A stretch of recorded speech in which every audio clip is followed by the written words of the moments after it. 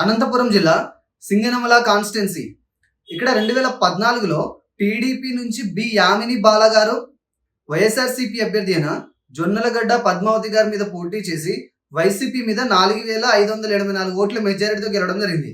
Final గా ఇక్కడ ఈ సీట్ ని టీడీపీ కైవసం చేసుకోవడం జరిగింది.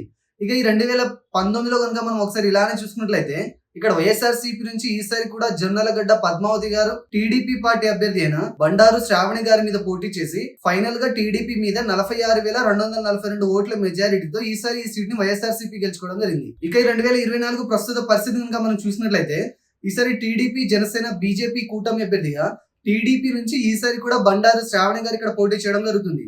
వైఎస్ఆర్సీపీ నుంచి ఈసారి ఎం వీరాంజనేయులు గారు ఇక్కడ పోటీ చేయడం జరుగుతుంది.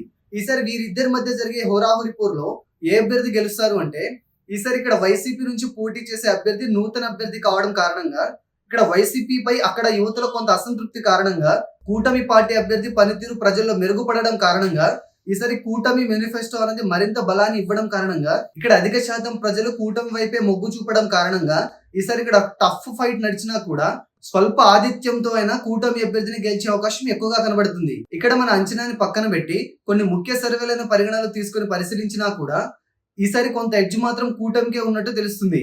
కానీ ఈ గెలుపు అనేది కొత్తగా ఈసారి పోలవబోయే యువత ఓట్ల మీద కూడా ఆధారపడి ఉంటుంది. మారిన సమీకరణాలను బట్టి యువత ఎటువైపు మొగ్గు చూపితే ఆ పార్టీనే ఈ నియోజకవర్గాన్ని కూడా కైవసం చేసుకునే అవకాశం ఉంది.